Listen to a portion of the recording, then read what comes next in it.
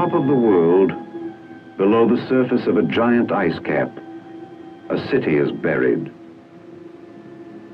Today on the island of Greenland, as part of man's continuing efforts to master the secrets of survival in the Arctic, the United States Army has established an unprecedented nuclear-powered Arctic Research Center. Located in a wilderness of ice and snow, Camp Century is 150 miles from Thule, its nearest base of supply. This is an ideal Arctic laboratory. For more than 90% of Greenland is permanently frozen under a polar ice cap which covers all but a few coastal areas of the island. Camp Century is buried below the surface of this ice cap. Beneath it, the ice descends for 6,000 feet. In this remote setting, less than 800 miles from the North Pole, Camp Century is a symbol of man's unceasing struggle to conquer his environment, to increase his ability to live and fight if necessary under polar conditions. This is the story of Camp Century, the city under ice. It was in May 1959, after more than a year of preparation, that a small party of Army engineers conducted the final search to select a site for Camp Century.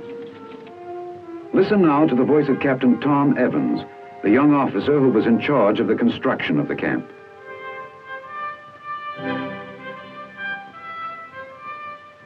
This was the day we really got underway. Colonel Kirkering, commanding officer of the United States Army Polar Research and Development Center, was with me when we made the final reconnaissance. We needed a flat surface, a level with less than 1 degree of slope. This would minimize construction problems by enabling us to keep all of our tunnels on the same level. We finally picked this plateau, a smooth white plain of ice for as far as you could see. This was the closest location to Thule, our supply base, which would not be affected by the summer thaw. That first day, we set out flags marking the boundaries of the camp.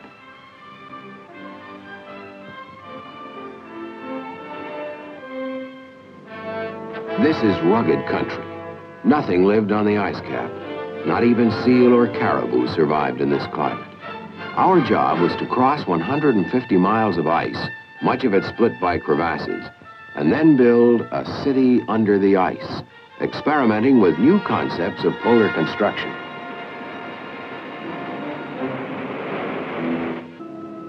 Located in a wilderness of ice and snow, Camp Century is 150 miles from Thule, its nearest base of supply. For more than 90% of Greenland is permanently frozen under a polar ice cap which covers all but a few coastal areas of the island. Camp Century is buried below the surface of this ice cap. Beneath it, the ice descends for 6,000 feet. In this remote setting, less than 800 miles from the North Pole, Camp Century is a symbol of man's unceasing struggle to conquer his environment.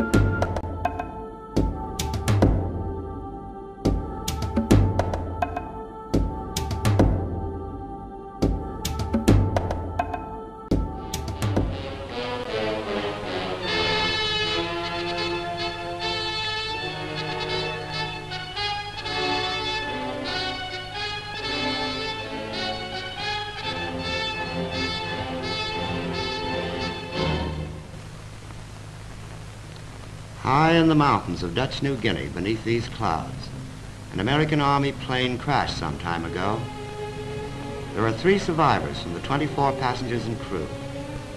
These 3 and the rescuing paratroopers are now walking over those razorbacks towards the mystical valley we call Shangri-La. We're flying over the route of their march. And when we get to the valley, I'm going to parachute in to photograph this rescue. Now we're coming in over Shangri-La. From this valley, the American Air Force is going to attempt the rescue of these people by pickup glider. There's one of the villages.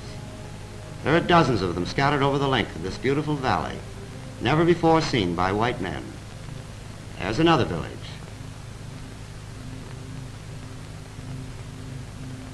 Now the pilot's going to buzz the base camp before I jump.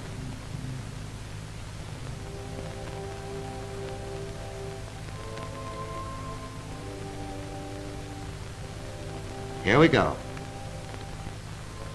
Now we're down in the mountains with them. This is the country they climbed up and down for 40 tough miles. In 3.5 days, they walked down from the crash at 11,000 feet out of these never, never mountains.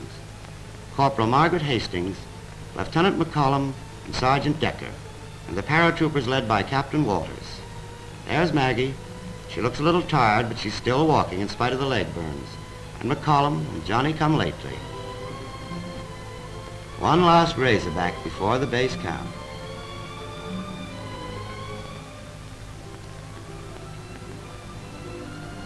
And these are the Stone Age men we found in this valley.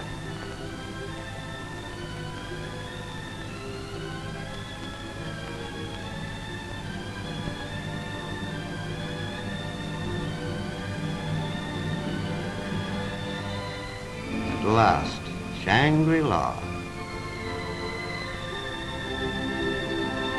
The paratroopers who set up the camp are running out to greet them.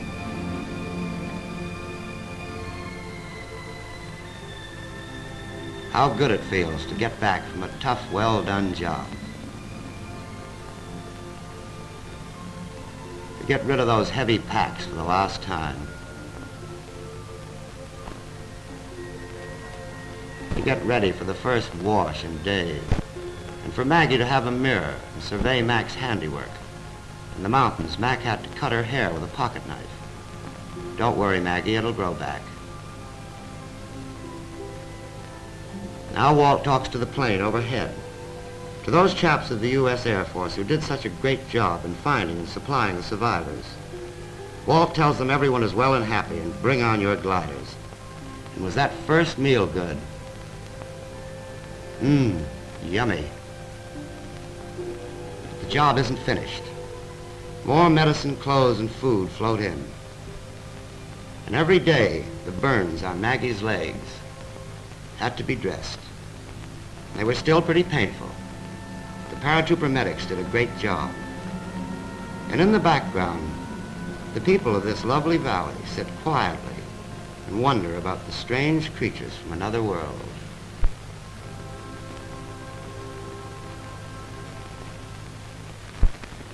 The anxious days of waiting for the glider were filled with the excitement of discovering the valley of Shangri-La, the people never before seen by the outside world, gaining their confidence, trading with them.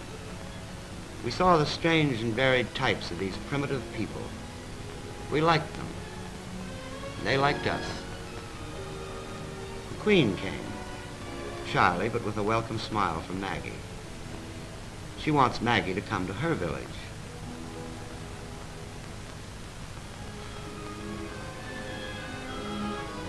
So off we go to the home of this Stone Age queen.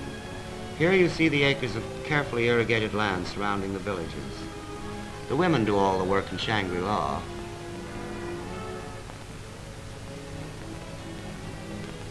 There's one of the watchtowers.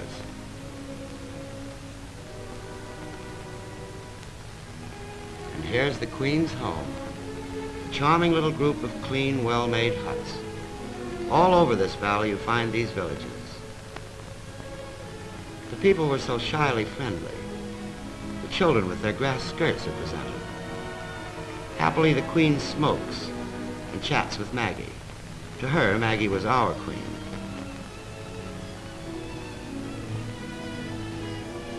This warrior thinks Maggie's hairdo doesn't do anything for her. We asked Maggie to adopt this one as the Shangri-La. The village women wonder. The visit was most fascinating, and the Queen asked us to come again. The days pass. More and more supplies are dropped.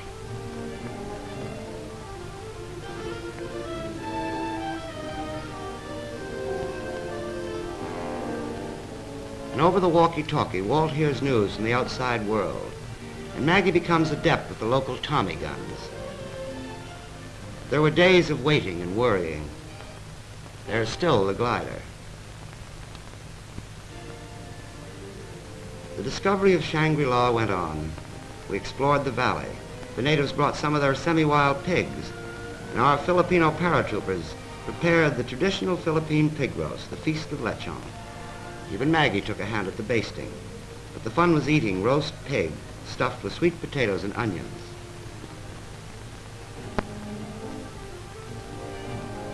Maggie gives us a little Henry VIII touch.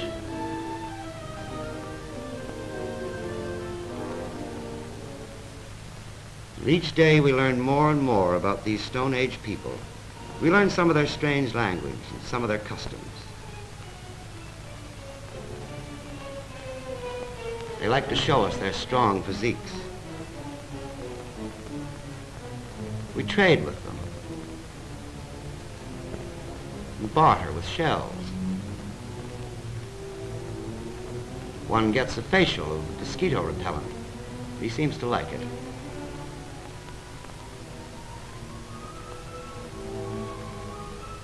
And then came that happy morning when the first plane over told Walt the glider was leaving Hollandia. All hands pitched in. The white and colored chutes were spread out to outline our little strip. Walt says, "Okay, bring her in." And here comes the long-awaited glider. How good she looks.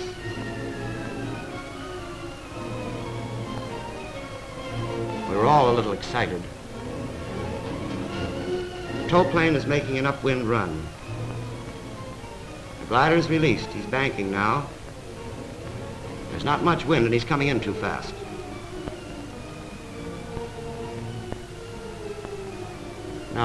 No, he's starting to fishtail to lose speed. Yes, he's making it nicely. Oh, he's good, this boy. Yes, here we are. Gently does it. Gently. Gently. Oh, beautiful landing. We all rush out to shake hands with the pilot. Now for the tough part. The pilot doesn't want to waste any time. The glider's pushed around. Even the natives help. Then the 300-foot nylon rope is stretched out. That's where your silk stockings went, ladies. There's enough there for 50 dozen pairs. And the poles for the all-important loop. This is where the hook for the pickup plane takes hold. The pickup plane does a test run.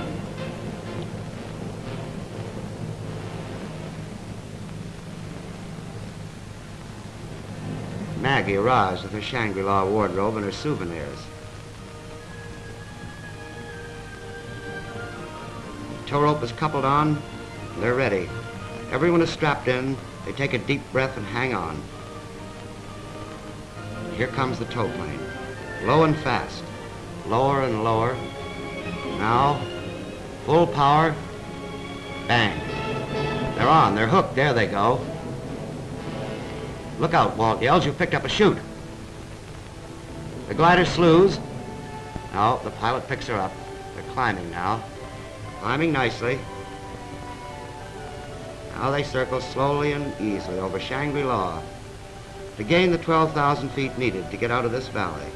Up they drone over the rugged Oranje Mountains of Dutch New Guinea that they walked out of just a few days ago. The last high razorback before the coast. Lovely Lake Centenny appears in the distance, almost in now. Click, the pilot releases. They're clear and spiraling over Hollandia. The miraculous end of this fantastic episode in sight. To live through the crash, to be found in those unknown mountains, to walk those terrible miles in spite of their wounds, and now to be the first ever to come out to tell the story of those Stone Age men. The glider rolls to a stop. Their friends who brought them through crowd in to greet them. And here they are, the three who discovered Shangri-La the hard way and came back to tell about it. Maggie and Mac and Deck.